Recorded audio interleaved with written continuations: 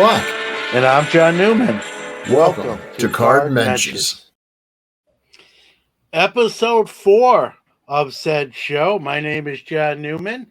I'm joined, as always, by my partner in crime, Mr. Danny Black. We got a fun show for you today. As most know, the NFL playoffs are in full swing and getting down to the nitty-gritty.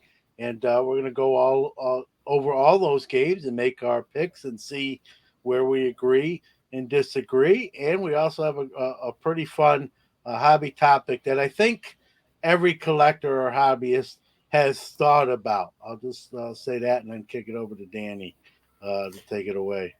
Well, the last week the Powerball hit. I think it was $1.5 billion. And so I was driving with my kids, and inevitably they said, "You would buy cards." And I said, "Yeah, I would." So I was talking to John. I said, "You know what? Everybody would say they would buy a Mickey Mantle. Everybody would say they'd buy a Honus Wagner. But if we really had lottery money, and I'm saying, like, hypothetically, if we, had how much money?"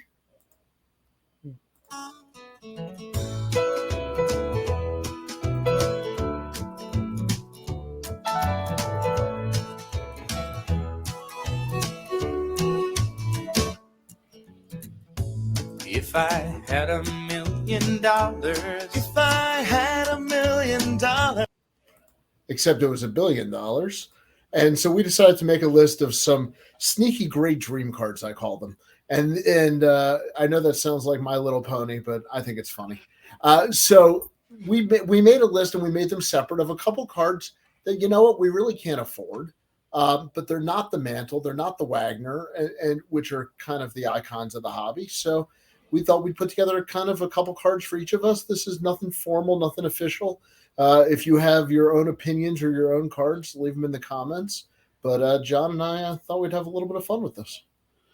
Yeah, listen, it's like I said in the open, Danny, right? We've all done that, right? When those million, the Mega Millions or the Powerball get up there, and full confession, I'm not an every week lottery player. I just wait till it gets one of those crazy figures, and I have an app on my phone that I can buy lottery tickets right from my phone. Wait, in other words, at $100 million, it's not enough for you. Now I'm okay. So it's got to be $1 billion to get the. I'm a lottery. Okay, I just want to know. I'm a lottery snob. It's got to be like 350 million or higher. And then, as you just mentioned, the Powerball.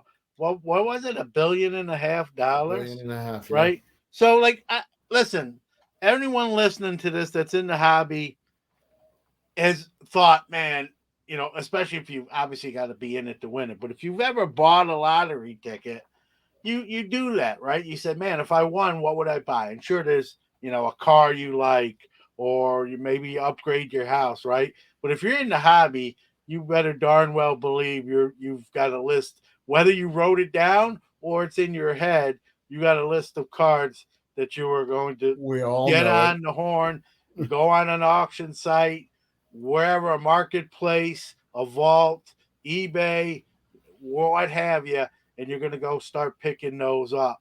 We're going to approach this, though, a little disclaimer, we're going to approach this as if you won, in that $300 million, like not the Powerball at $1.5 billion, because you win that. Who are we kidding? We picked expensive cards that we like a lot. Okay. Yeah. I don't know how much money we won to buy these, but these are great cards that you might not think of that we love. Yeah, but I wanted to, keep it where, like, you win that $1.5 billion. You can buy anything and all you wanted. You could buy the top 250, PSA cards and high grades and still have money left over to spare. So that's too easy. So we want to make it where, if you won a good sum of money, but you didn't win $1.5 billion type of sum of money. So, well, we each, I think, what do we pick? About 4 or 5 cards, that we would, probably buy. Obviously, when you win that kind of money, we're going to buy them in those higher grades and as many tens of these as we can. And I don't know about you. Some of the ones I picked are ones that are kind of personal favorites of mine. Maybe not classic great ones for the hobby. So I'm curious about which ones you picked. Yeah, I mean one for those that know me, one is going to be easy. It's actually a card I do own now, thankfully, but I'm going to obviously go for a higher grade. You win the lottery, Well, right? I'm So going to tell you what. I'm going to flash the first one on the screen. Let's unveil the first one. I yeah, think I I think mean you've already given it away here. So it's the chalk. It's the chalk pick, right?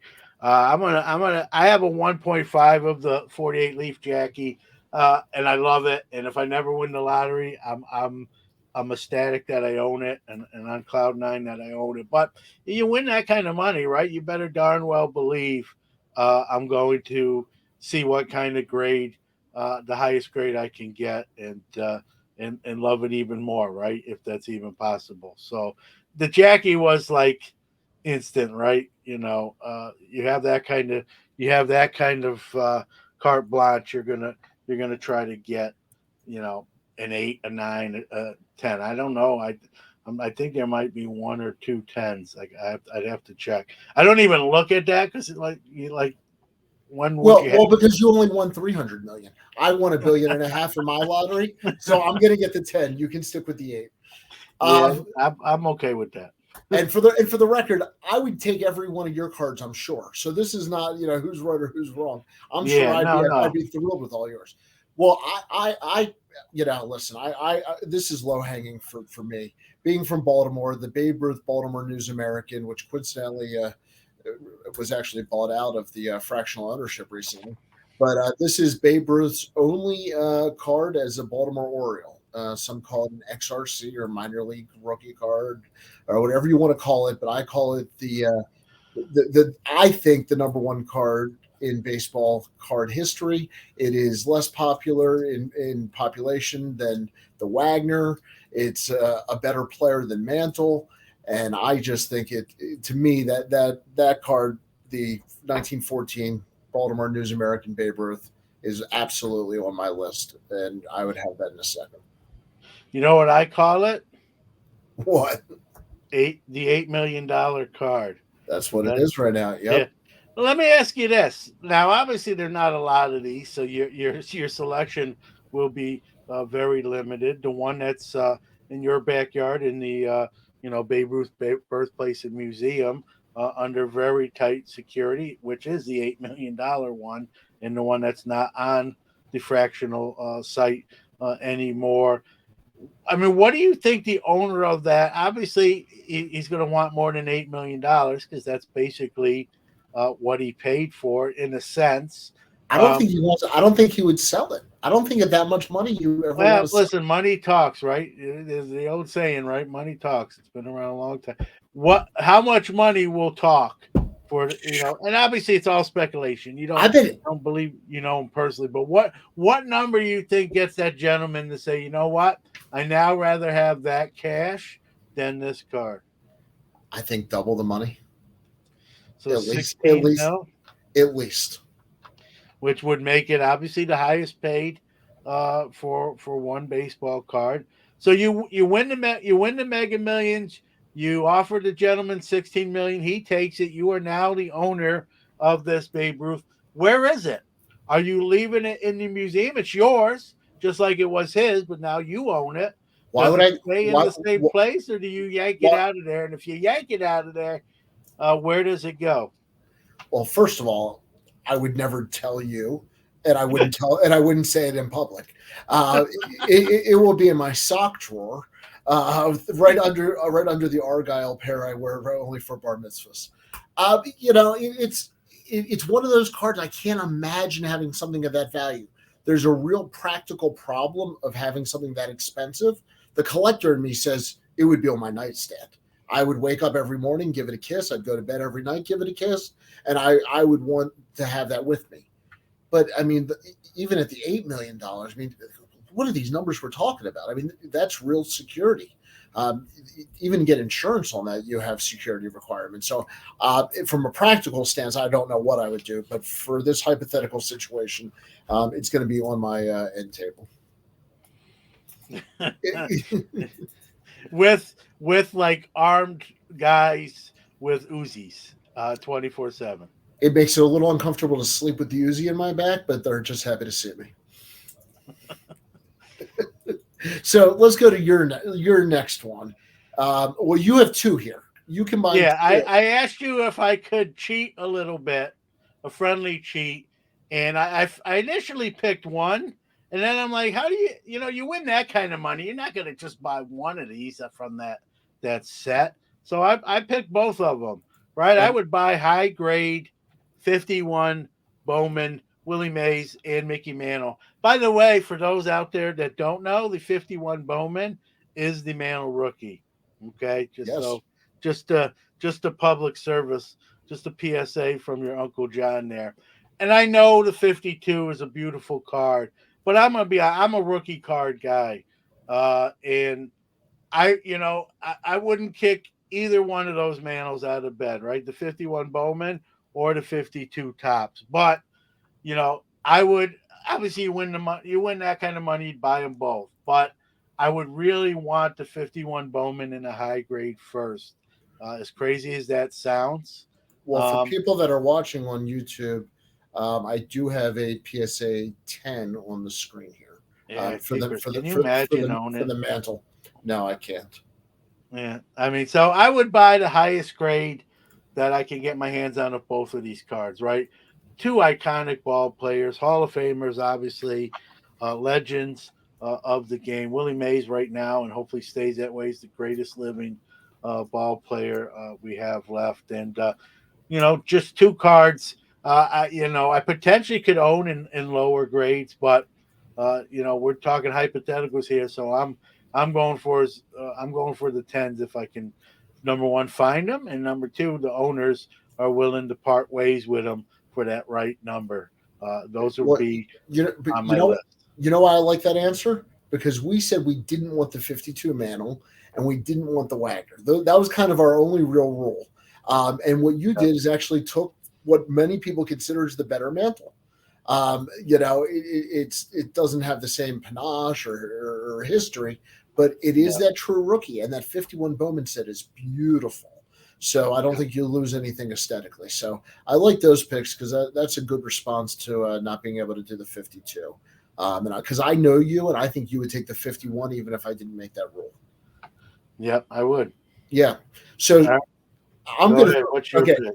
Well, you said greatest living ball player. So I'm going to jump ahead because, there's a good argument to be made a couple different ways. So one of mine would be, and people don't realize this, high grade Sandy Koufax rookies are very hard to find. So on the screen right now is I have a PSA 10 55 Koufax rookie, and that would absolutely be on my list. Would be a high grade Koufax. The low grades you can find, but to find something or even afford something, much less the 10 I showed on the screen here, would definitely be on my sneaky great dream cards. You ain't gonna get an argument from me as an owner of that card, not the 10, unfortunately, but a 4.5. There's a funny story. I don't know if we want to save that for. Oh, yeah. You can tell everybody how you bought the card right from under me. Sure. Apparently there's two versions of the story. So this was on my and listen, it's on a lot of people's target list when they go to a national or any card show, for that matter. So this was a card. When I go to the national, I've talked about this on my own shows and stuff. I go to the national trying to get 2 or 3 cards of a certain ilk, right? 4 figures that I want to add to my PC. And so last year, by the way, a lot of people go to the national and buy baseball cards. Yeah. This just did. Right, I was about to say this is not breaking news here. No. This just came across the news desk. People go to card shows to buy cards. We'll have film at 11. All right, but so this was last year. This was one of those 2 target cards that I had on my list. I'll be honest with you. The other one I didn't get, which was a Tom Seaver rookie. So that still remains on the list. So I looked around, like you said, they're there, right? And a lot of lesser grades, prices at that point dealers were still trying to get sort of more than where comps were at.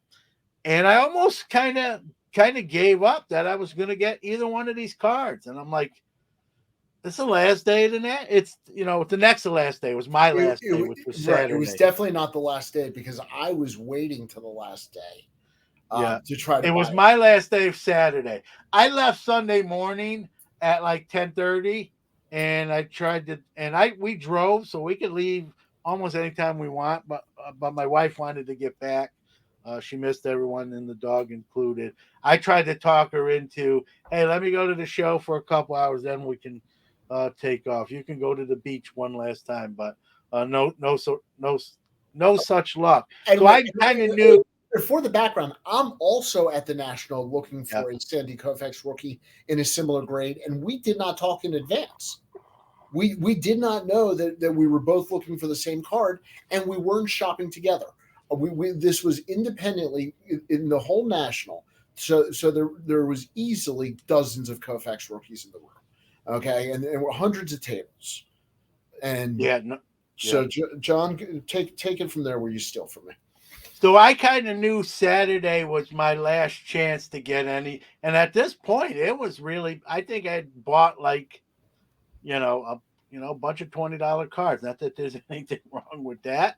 But obviously you go to a big show like that, you most likely want to get, more than, 4 or 5 $20 cards. So I'm like, I'm up against the clock, but I'm not just going to like pay way over comps just for the sake of not getting skunked. So I was looking at a 2 at another table of the Koufax rookie. His price was a little high. I went to another table, it was a 2.5. It was a little closer to realistic, but not enough to make me, purchase it. And I sort of had almost given up sort of hope on picking something like this up. And I said, I'm going to go into that last corner. I really haven't went there a ton. I haven't really looked over there. And I went, and this one gentleman, I wish I knew his name. I could have told you closer to the show. William. So great vintage selection, right? Not that this bothers me, guys. Not that this bothers me. But I remember it was William, and I know where the table was. But go ahead. All right. So, I hadn't really been in this area a lot. I said, well, listen, if I'm going to go out of here with nothing off my hit list, I'm at least try to go to an area I haven't went to yet. And I got to this, we had 4 or 5 tables put together and tons of vintage. I mean, he had some great cards. And he had this Koufax 4.5 SGC, which I'll hold up because, for the YouTube viewers, I'm covering the grade, but there you go. Presents really, really, really well. Talking about color, great color, really sharp corners. Frankly, I got to tell you, everyone for a good friend, you're an asshole. Yeah. this card is gorgeous. We get it. So, and it's a candidate for like resubmittal if I did that, which I don't do. It's underrated, yeah. So it's better than the 4.5. I, asked the gentleman what he wanted. I'm not going to go into numbers. We were sort of close. He also had a Bowman Warren Spahn rookie, which wasn't really on my hit list for the show specifically, but it's a card I would love to add to the PC. So I added that to it and said, hey, if I buy both of these together, now what could you do? They had prices on them. He said, well, if you take them both, I can do this. I like that number.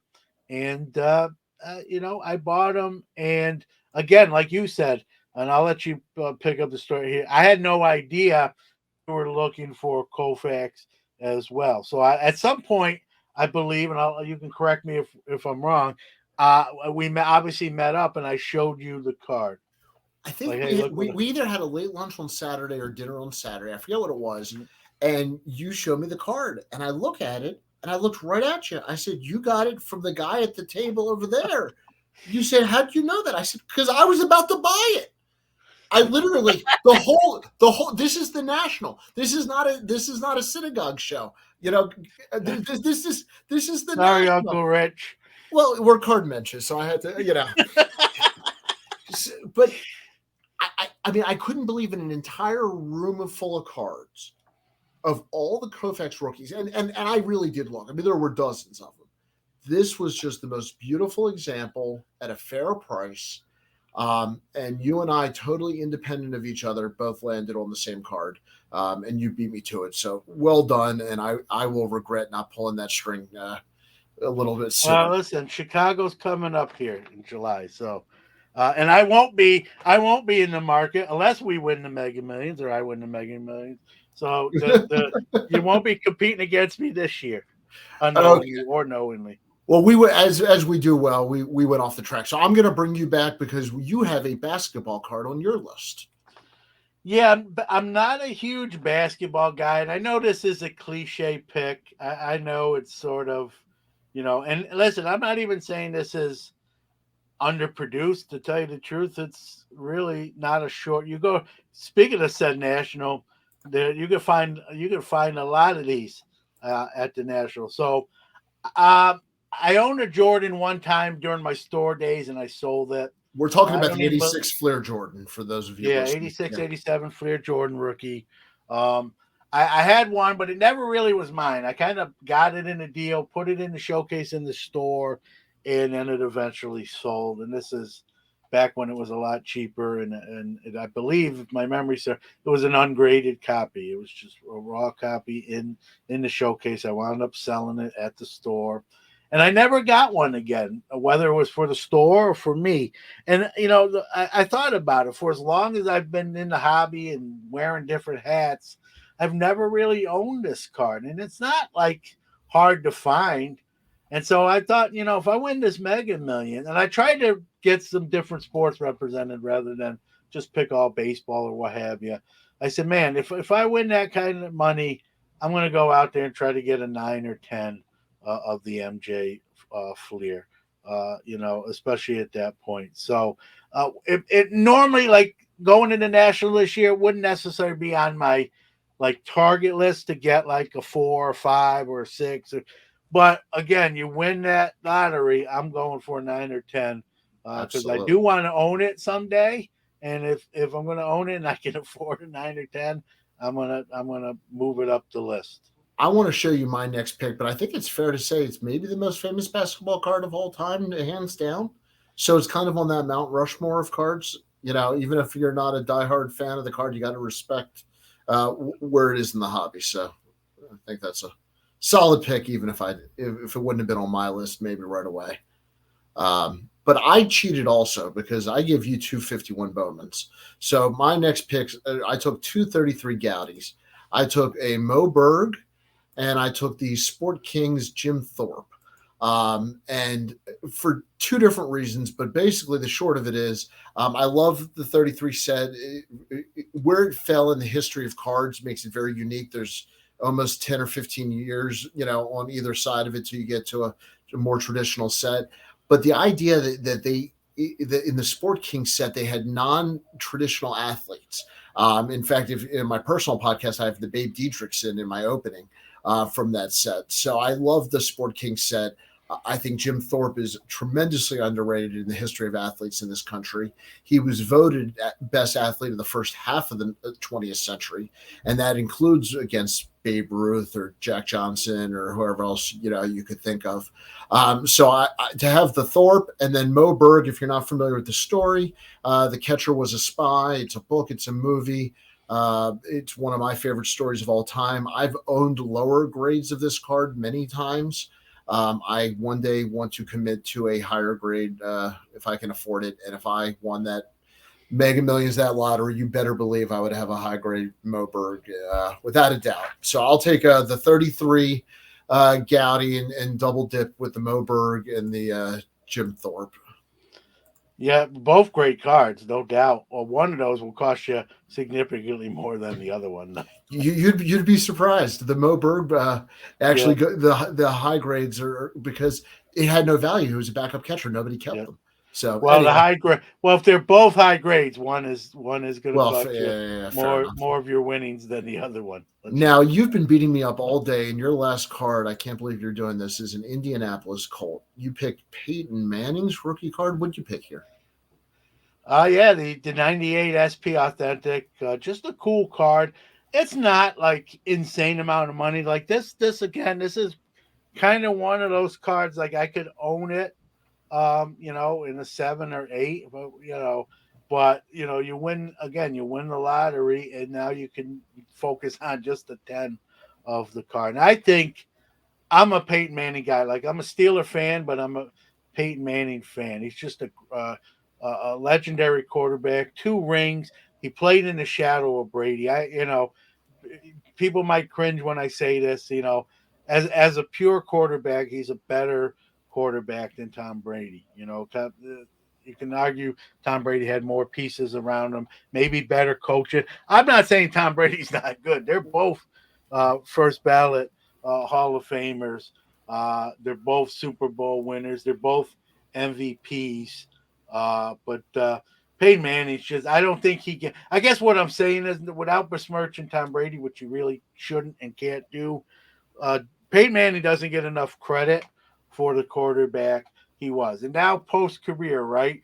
He's hilarious with commercials, doing the Monday Night Football with his brother Eli. He's a Hall of Famer just based on that stuff. And so I'm a closet Peyton Manning guy, and so this is a card I don't own. But again, winning this sort of thing, I'm going out and getting a 10 of that card. That hurts. Do you see what's right here next to me? For those of you watching on YouTube, I have a piece of artwork of Johnny Unitas sitting right next to me. Johnny Unitas is the greatest quarterback in Colts history.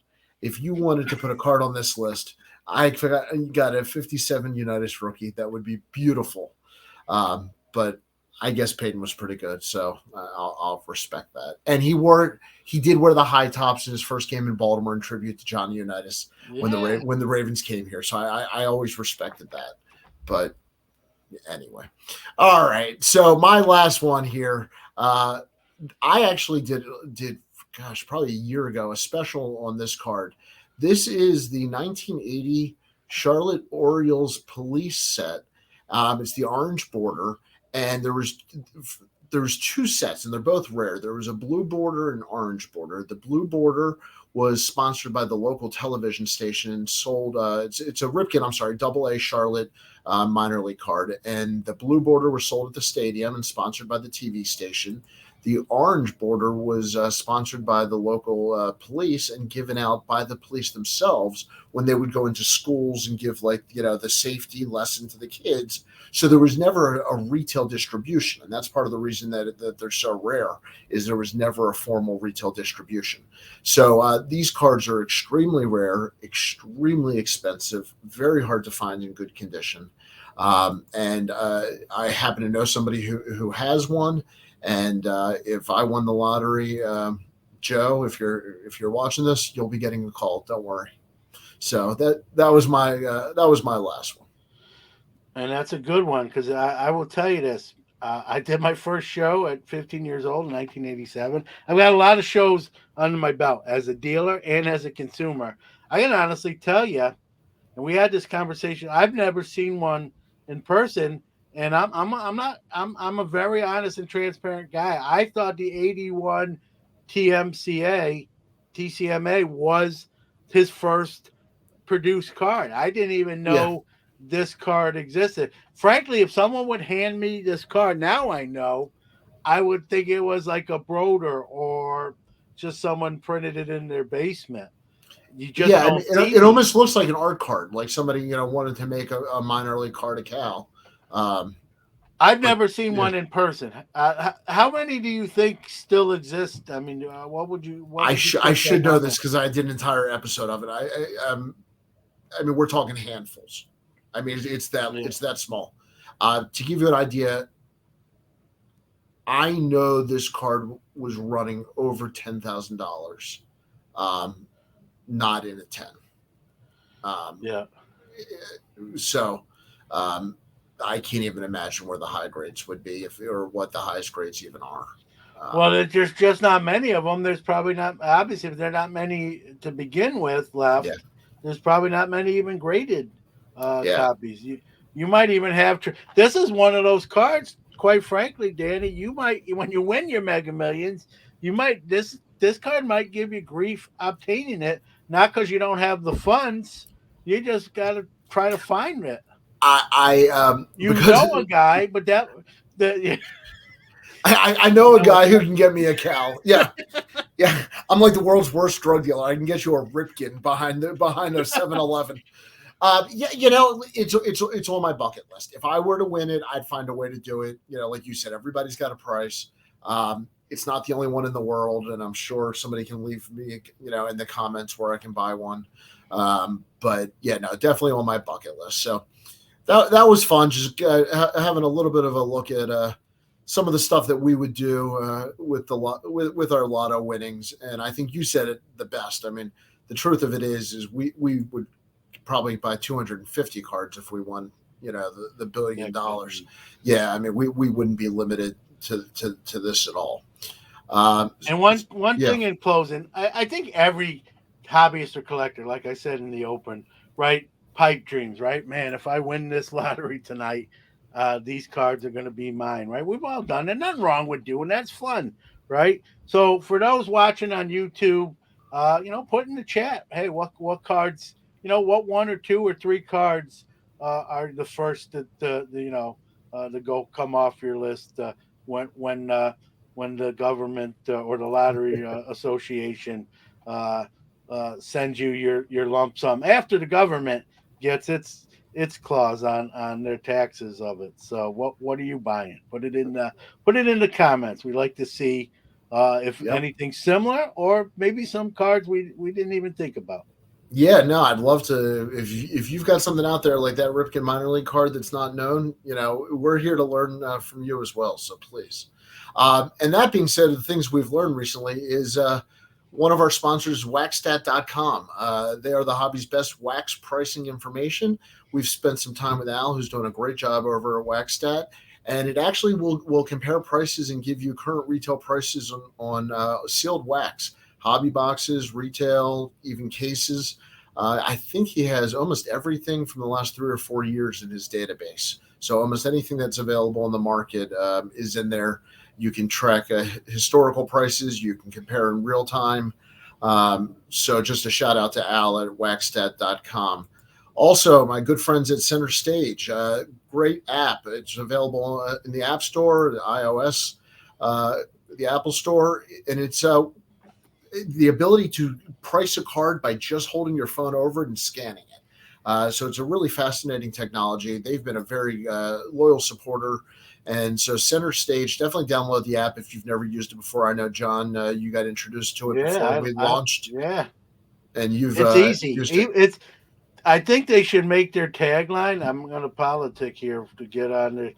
So easy, John can do it.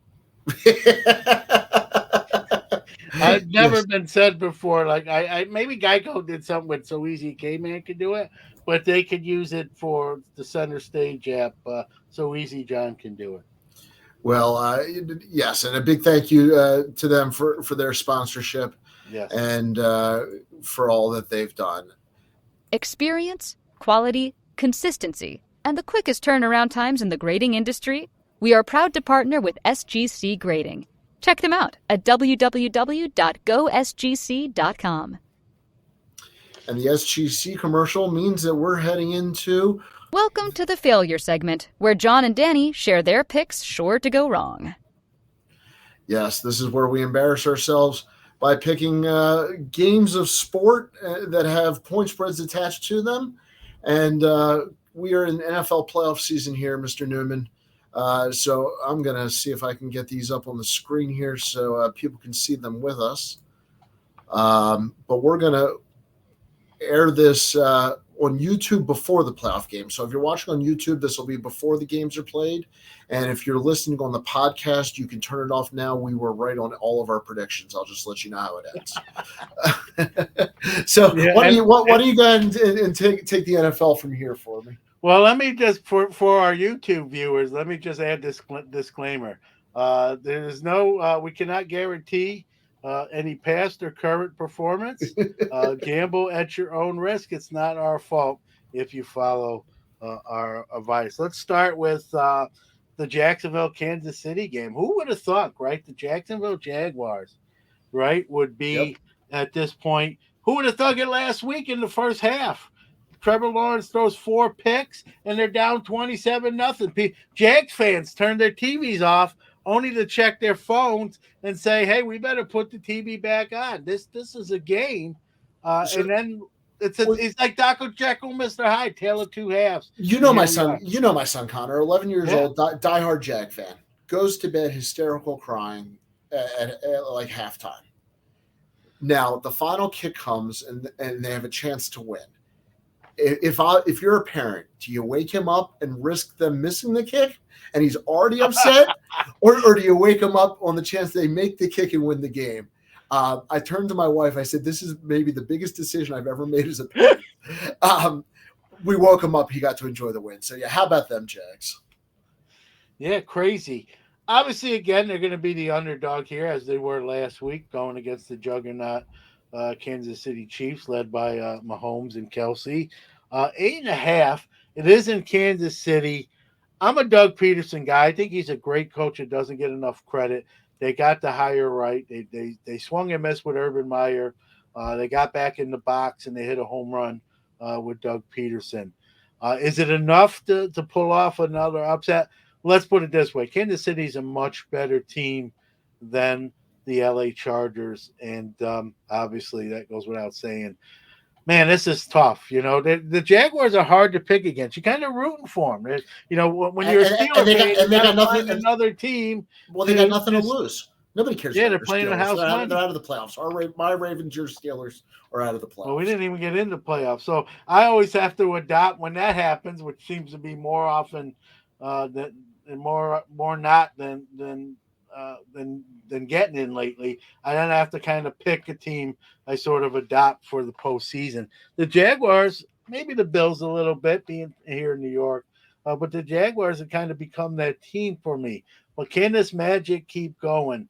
I don't think so. So then the next question for me, when you look at the point spread, I don't think they're going to win this game, but will they be within 8.5 points? And Kansas City's good, but I tell you what, they haven't been blowing the doors off people lately. So I'm going to do something crazy here. Right? Like I said, this is why you play that opening pick sure to go wrong. I'm living up to the soundbite. I'm taking Jacksonville, not to win. I'd be shocked if they won this game. I think they lose. I think they lose by a touchdown. And or I can even see a scenario where they're down 2 touchdowns and they get sort of a prevent defense touchdown late and they lose by 7 points. So I'm gonna take the 8.5 points and root for Jacksonville in this game. What say you? I say that I don't like this line at all. It's a big number, and I don't like big numbers, and I don't like teams that have nothing to lose. Jacksonville's got nothing to lose. And so sometimes, like you said, when your hair's on fire and you got, nothing to lose, and you got all the momentum in the world behind you, weird things happen.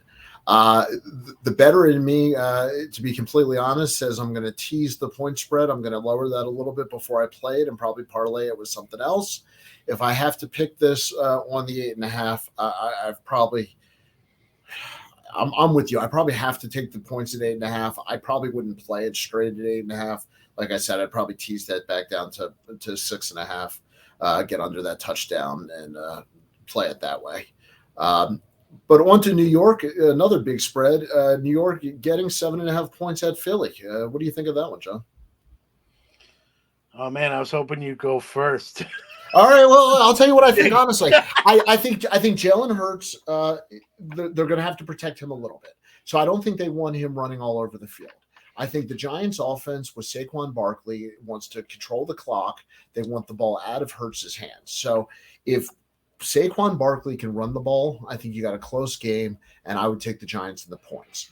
If the Philadelphia defensive line can hold up, then the Giants could be in trouble, and Philadelphia could run all over them. So Philadelphia is dealing with a lot of injuries across the board there, and some of their offensive line. Assuming everybody's healthy, I'm probably going to take the Eagles with that one. All right. Well, I'm gonna. I hate to say it. Well, I'm gonna kind of agree, but I want to explain why. The Giants are playing well. I'm not a Daniel Jones fan, but he's kind of cleaned up his act. I don't think he's great. He's just kind of not turning the ball over as he's accustomed to doing. That's what he's improved at. I just don't know how long the Giants. I kind of look at this when I look at this game, Dan. I kind of look at it similar to the Jacksonville KC game. You got one heavy favorite, but you got an upstart team that's really caught some lightning in the bottle. I see the Giants and the Jaguars very similar, but I will tell you this: I like Trevor Lawrence better than I like Daniel Jones. So I'm going to take. I think Daniel Jones is just due for a gaff, a pick, a sack, fumble. Philly's defense is legit, better than the Giants' defense. This game might be close early. I just see the Eagles at home, sort of like putting it into the next gear and getting to the next round. So I'm going to take the Eagles and the points in this one. Shout out to Brian.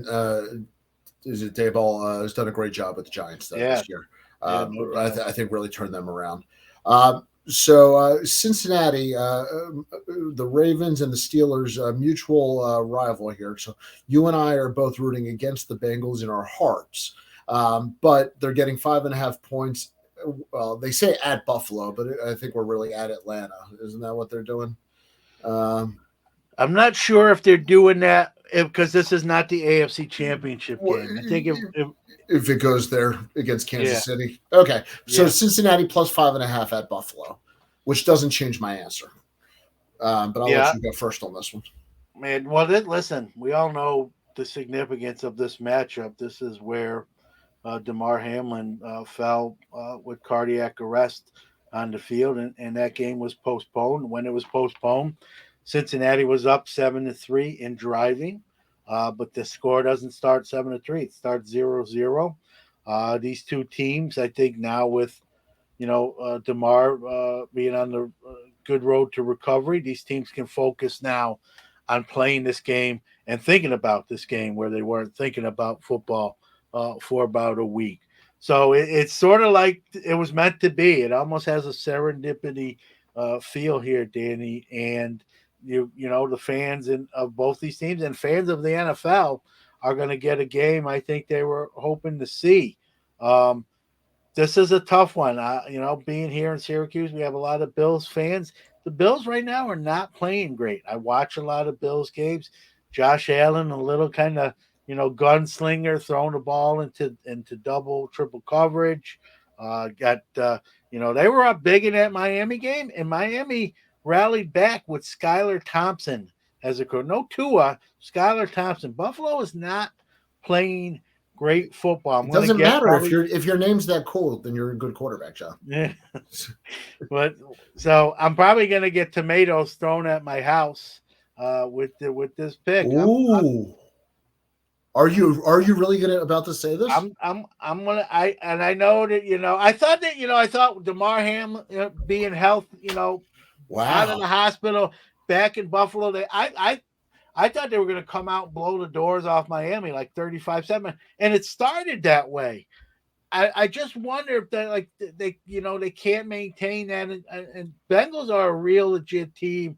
I'm a Joe Burrow guy. As much as that hurts to say as a Steeler guy, Joe Burrow is a legit elite quarterback who's playing right now better than Josh Allen.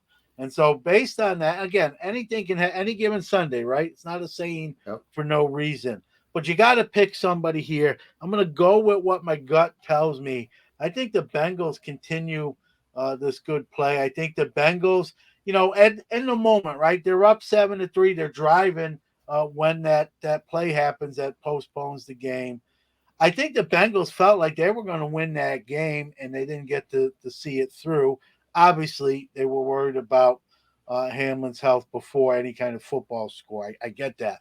But I think internally, right, we all have that little voice in the head. I thought they felt they were controlling that game, and now here's their opportunity sort of to kind of prove that. I'm taking, again, the locals here are gonna throw darts at me. A picture of man in the dark. I'm taking the Bengals here. I just think I thought we were going to agree 3 for 3 here. Yeah. But you couldn't be more wrong on this one. All right, let's hear it. Yeah, Buffalo's a deeper team. Cincinnati came within 1 foot of losing to a backup quarterback last week. I don't think they have the chops to win in Buffalo. I don't think the last time they played was in Cincinnati in the Damar Hamlin game. This is in Buffalo. I think Buffalo, with that Bills Mafia, with the home field advantage, with the weather. And I got news for you. Brett Favre won Super Bowls. Josh Allen, to me, is at least as talented as Favre, and probably better with his legs. So I think Josh Allen is more than capable of leading a team to a Super Bowl. And I agree with you on Joe Burrow, but he's not going to be the reason they lose. They're going to lose, but it won't be his fault. The offensive line is a mess. They've got 3 replacement starters, I think, going into this week. I just don't know that he's going to get the pocket he needs to do what he needs to do. And I don't think Joe Mixon is going to beat the Bills alone. So I'm going to take Buffalo. I'm happy to give the points. And Bills Mafia, definitely. Yeah, one of us is right and one of us is wrong, obviously.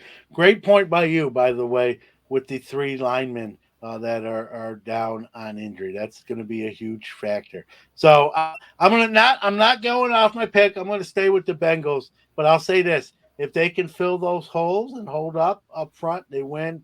If what you say, they get exposed up front, that's where I think, like many football games, right? It's going to be won in the trenches. I think this is a good example of that, especially this. And so is this last game. So you've got the Dallas Cowboys going to the San Francisco 49ers and the Brock Purdy San Francisco 49ers.